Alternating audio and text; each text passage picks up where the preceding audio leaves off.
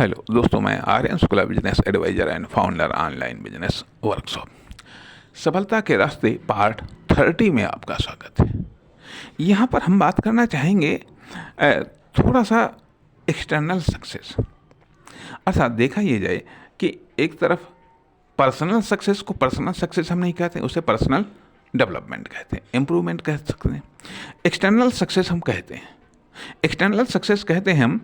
अब external success को लेकर के हमारी जो धारणाएं हैं, हमारी जो मान्यताएं हैं, वो कितनी गलत हैं, या फिर क्या जो हमारी मान्यताएं हैं, क्या हमने उनको सही की कसौटी पर कसा है।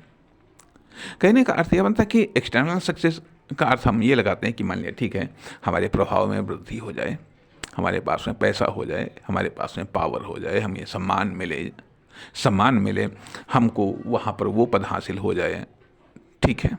अर्थात इस प्रकार की हम सक्सेस का एक आकलन करते हैं। हमारा ये काम हो जाए, हमारा वो काम हो जाए, हम इससे आगे निकल जाएं, हम सबसे आगे निकल जाएं, हम ये परीक्षा पास कर लें, हम ये नौकरी कर लें, हमारा बिजनेस इतना बड़ा हो जाए, हम ये बना लें, वो बना लें। इस तरीके से हम एक्सटर्नल सक्सेस की हम कल्पना करते हैं या एक्सटर्नल सक्सेस को हम मानते हैं, ठीक है। External success. दूसरी चीज़ आती है कि भाई आध्यात्मिक सक्सेस, ईश्वर की कृपा प्राप्त हो जाए, भाग्य बन जाए, या फिर पर्सनल डेवलपमेंट। का अर्थ यह बनता है कि हाँ, हम यदि बीमार हैं तो स्वस्थ हो जाएं तो फिर हेल्थी हो जाएं। आज इस तरीके की सक्सेस की हम कल्पना करते हैं, इस तरीके की सक्सेस को हम मानते हैं, स्वीकार करते हैं। अर्थात फिर क्या यही कामयाबी है? अर्थात कोई खेल में कामयाब होना चाहता है, कोई आर्थिक क्षेत्र में कामयाब होना चाहता है, कोई बिजनेस में कामयाब होना चाहता है, कोई पढ़ाई लिखाई में कामयाब होना चाहता है, कोई किसी चीज़ में कामयाब होना चाहता है, कोई किसी चीज़ में कामयाब होना चाहता है। और वो जो कामयाबी का लेवल है, जो कामयाबी का स्टेटस है, उसको हम कामयाबी मान लेते हैं, ठीक है, कामयाबी मान लेते हैं। अब सवाल इस बात का उठता है कि आखिरकार एक्सटर्नल सक्सेस कैसे प्राप्त होती है, इंटरनल डेवलपमेंट कैसे होता है और एक्सटर्नल सक्सेस कैसे प्राप्त होती है। इम्पोर्टेंट सवाल यह है कि जो एक्सटर्नल सक्सेस है किसी भी फील्ड को लेकर के, ठीक है, अब उसके लिए कहा जाता है, तमाम सारे रास्ते बताए गए हैं। भाई मेहनत करो, पढ़ो लिखो, लोगों से सलाह लो, किताबें पढ़ो, तमाम सारे ऑप्शंस बता दिए गए। अब आप एक समय में सारे के सारे ऑप्शन को ट्राई नहीं कर सकते, हैं। तथा ये भी सवाल उठता है कि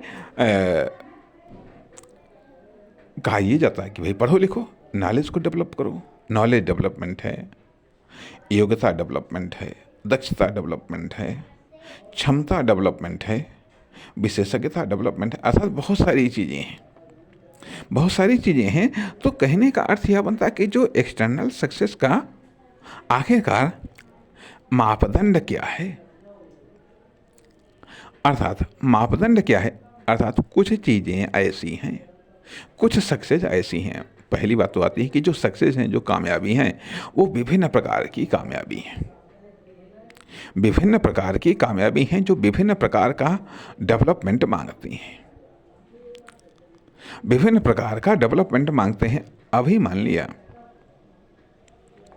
लिया एक बात आती है कि क्लास में नंबर लाना, 100 में 10, 20, 50, 60, 70, 80, 90, 100 नंबर लाना, फर्स्ट डिवीज़न लाना, सेकंड डिवीज़न लाना, थर्ड डिवीज़न लाना, डिक्टेंशन लाना, ठीक है। यह आपका पर्सनल डेवलपमेंट पर आधारित सक्सेस है, ठीक है। यह पर्सनल डेवलपमेंट पर आधारित सक्सेस है, ठीक है। दूसरी चीज़ आती है कि क्लास में पहला स्थान लाना, ठीक है। तो क्लास में पहला स्थान लाना, ये पर्सनल सक्सेस पर्सनल डेवलपमेंट पर आधारित सक्सेस भी है और साथ ही साथ सामूहिक डेवलपमेंट या सामूहिक फेलियर पर भी आधारित सक्सेस है।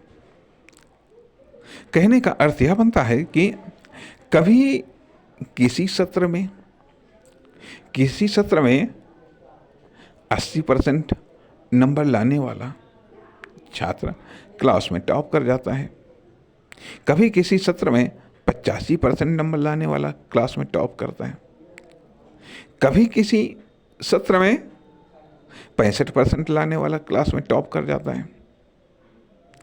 तो ये क्या है? ये किस प्रकार की सक्सेस है? ये एक सामूहिक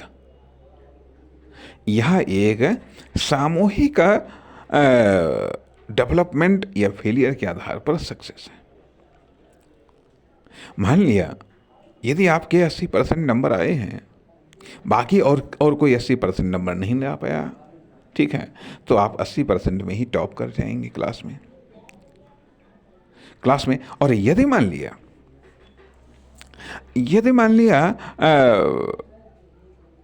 आपके 80% नंबर आए, ठीक है, लेकिन अगर आप 85% नंबर ले आया तो 85% वाला क्लास में टॉप कर जाएगा। तो अर्थात ये केवल सेल्फ डेवलपमेंट पर आधारित सक्सेस नहीं है, ये सामूहिक डेवलपमेंट पर भी आधारित सक्सेस है। इसी प्रकार की सक्सेस जब वैकेंसी कम होती हैं, ठीक है, वैकेंसी कम होती हैं, अप्लाई करने वाले ज़्यादा होते हैं, इस आधार पर भी ये सक्सेस प्राप्त होती हैं। तो कहने का अर्थ यह आता है कि सक्सेस केवल सेल्फ डेवलपमेंट पर आधारित है। मान लिया अभी आप यदि कोई चीज़ आप बना रहे हैं, ठीक है, कोई चीज़ आप बना रहे हैं तो उसको आप बनाते रहिएगा, जैसे जैसे आप उसमें सुधार होता चला जाएगा, आप उस कार्य को कंप्लीट कर लेंगे, उस सक्सेस को आप प्राप्त कर लेंगे, ठीक है। कोई काम आप कर रहे हैं, ठीक है, कोई काम आप कर रहे हैं, लेकिन यदि कोई ऐसा है जब आप केवल उस कार्य को करने वाले एक हैं, ठीक है, तो सेल्फ डेवलपमेंट पर आधारित है। लेकिन जब उस कार्य को बहुत सारे लोग कार्य कर रहे हैं तो जो बेहतर होगा उसको सक्सेस मिलेगी। अर्थात तो ये सेल्फ डेवलपमेंट के साथ ही साथ कुछ और भी चीज़ें हैं जो दूसरे की सक्सेस और फेलियर पर भी, दूसरे की सक्सेस और फेलियर या कह लीजिएगा दूसरे के डेवलपमेंट पर आधारित या अनडेवलपमेंट पर आधारित भी सक्सेस होती है। इसलिए सक्सेस को डिफाइंड करना जरूरी होता है, कामयाबी को डिफाइंड करना जरूरी हो जाता है कि आखिरकार ये सक्सेस है किस प्रकार की। अर्थात जब हम कंपटीशन में उतरते हैं, अभी मान लिया ठीक है एडमिशन के लिए मेरिट बननी है, तो वहाँ पर तो कंपटीशन है, तो कहने का अर्थ यह कि उस कंपटीशन में कभी कभी होता यह है कि ज़्यादा डेवलपमेंट भी फेल कर देता है, और कभी कभी कम डेवलपमेंट अर्थात ज़्यादा डेवलपमेंट दूसरे ने और ज़्यादा डेवलपमेंट कर लिया है, ठीक है, तो वो कामयाब हो जाएगा। और यदि मान लिया हमने कम डेवलपमेंट किया, दूसरा और भी कम डेवलपमेंट किया, तो हम कामयाब हो जाएंगे। तो अर्थात यह सक्सेस एक दूसरे प्रकार की सक्सेस है, यह कामयाबी एक दूसरे प्रकार की कामयाबी है। अभी मान लिया या और इलेक्शन होते हैं, ठीक है, बहुत सारे उम्मीदवार खड़े होते हैं, पता चलता है कि यदि वोट डिवाइड हो गए तो कम वोट वाला भी जीत जाता